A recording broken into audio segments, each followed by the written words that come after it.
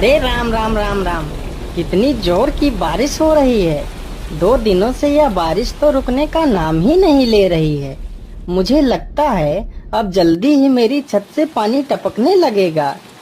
तभी उधर से एक शेर बारिश से परेशान होकर छिपने की जगह ढूंढते ढूंढते उसी किसान की झोपड़ी के पीछे बने तबेले में घुस जाता है, जिस तबेले में उस किसान के कुछ गधे बंधे हुए थे। अंधेरा ज्यादा होने के कारण शेर गधों को देख नहीं पाता है और उन्हीं के बीच जाकर खड़ा हो जाता है।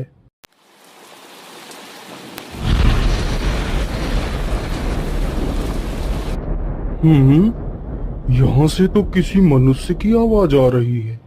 चलो चुपचाप बैठा रहता हूँ, जैसे ही यह आदमी मेरे करीब आएगा मैं इसे खा लूंगा।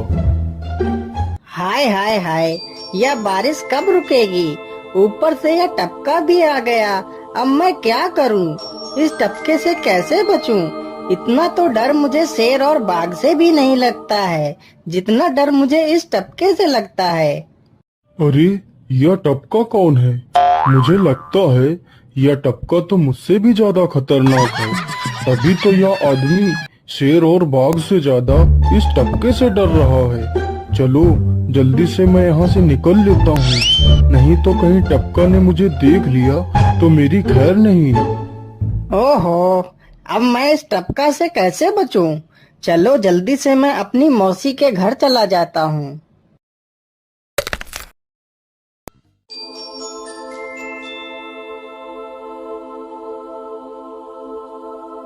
अरे चल चल गधे की औलाद, यहाँ पर छिपा हुआ बैठा है। अरे चल जल्दी।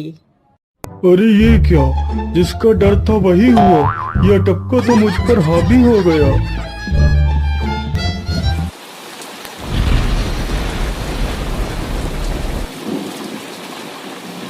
कैसे बचूं?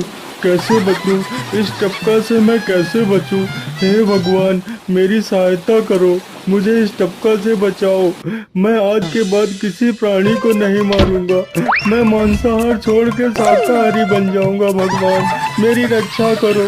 शेर को दौड़ते दौड़ते रात से सुबह हो जाती है।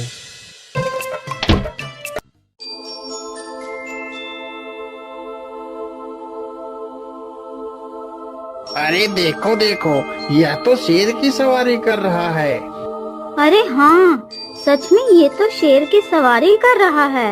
इसे तो डर भी नहीं लगता है। अरे उधर तो देखो जरा, यह आदमी कितना बहादुर है। यह आदमी शेर की सवारी कर रहा है। जिस शेर को देखकर हमारी धोती आगे से गीली और पीछे से पीली हो जाती है, यह तो उसकी सवारी कर रहा है। ये गांव के लोग भी ना पागल हो गए हैं, जो इस गधे को शेर। अरे बाप रे, यह तो सच में एक शेर है। हे भगवान मेरी रक्षा करो, शेर तो मुझे खा ही जाएगा। राम राम राम राम राम, अब क्या होगा? इस शेर से कैसे बचूं? अरे यह तो एक बरगद का पेड़ है। यही अच्छा मौका है, जल्दी से इस बरगद की जड़ पकड़कर ऊपर चढ़ जाता हूँ।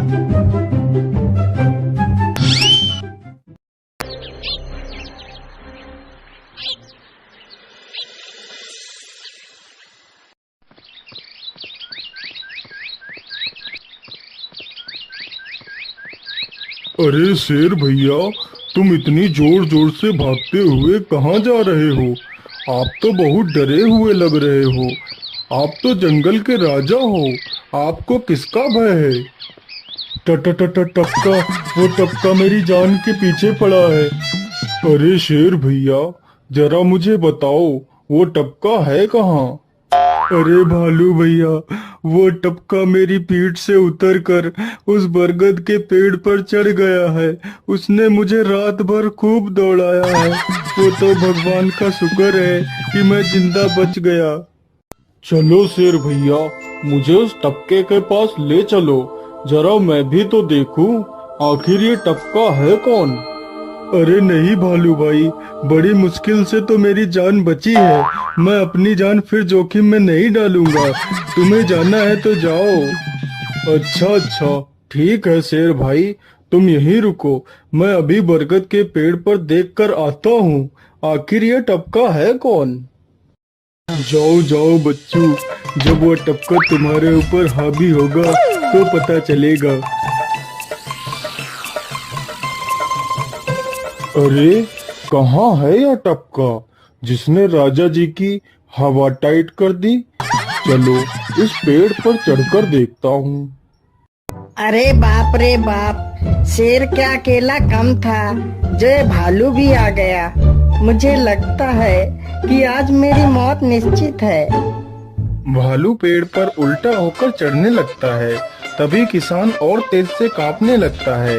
कांपने की वजह से किसान के हाथ से छड़ी छूट जाती है और उल्टा होकर चढ़ रहे भालू के पिछवाड़े पर जा लगती है। भालू धड़ाम से जमीन पर गिरता है।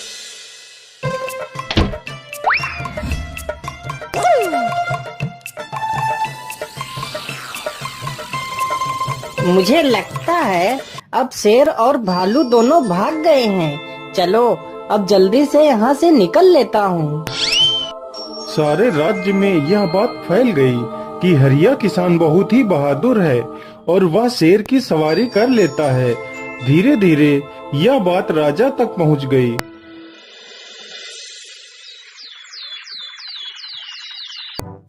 महाराज, क्यों न हम पड़ोस के गांव से हरिया किसान को बुलवा लेते हैं। वह बहुत ही बहादुर है। उसके बहादुरी के चर्चे तो पूरे राज्य में हैं।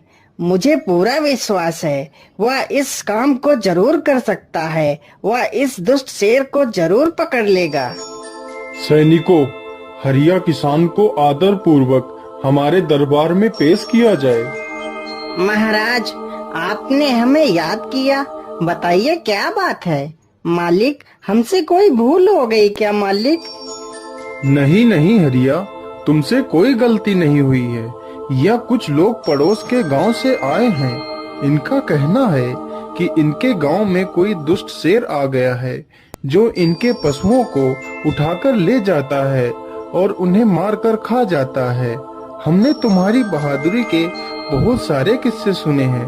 तुम बहुत ही बहादुर हो, इसलिए मैं तुम्हें उस शेर को पकड़ने की ये जिम्मेदारी सौंपता हूँ। अरे बाप रे बाप, उस बार तो मैं शेर के हाथों बच गया था, लेकिन इस बार मैं नहीं बचूंगा। अगर मैंने महाराज को सच सच बता दिया तो झूठ बोलने के जुर्म में मुझे फांसी पर ही चढ़ा देंगे। अरे हरिया, तुम मन ही मन क्या बड़बड़ा रहे हो? कुछ नहीं महाराज, कुछ नहीं। मैं सोच रहा था कि मैं शेर को कैसे पकड़ूं। ये लो हरिया, कुछ स्वर्ण मुद्राएं रख लो, ये तुम्हारे काम आएंगी।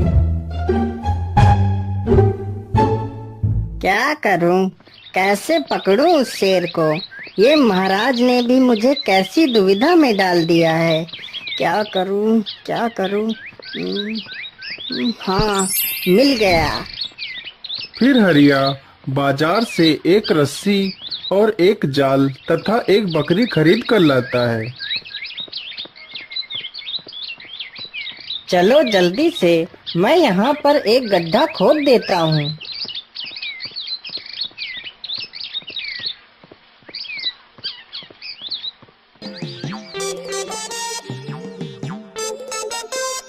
गड्ढा तो खोद दिया। चलो अब जल्दी से इस बकरी को रस्सी से बांध देता हूँ।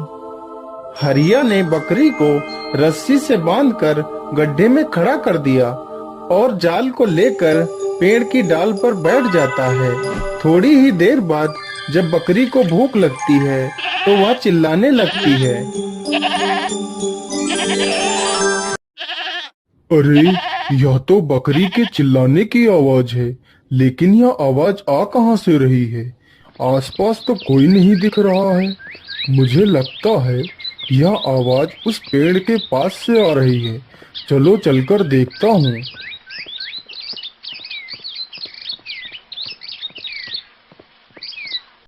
अरे वाह, आज तो शिकार मेरे पास खुद चलकर आ गया। शेर तुरंत ही बिना देर किए हुए गड्ढे में छलांग लगा देता है। तभी किसान तुरंत ही बकरी को ऊपर खींच लेता है और जाल को गड्ढे के ऊपर गिरा देता है। शेर गड्ढे में ही फंस जाता है। यह देखकर गांव के सभी लोग बहुत ही खुश हो जाते हैं।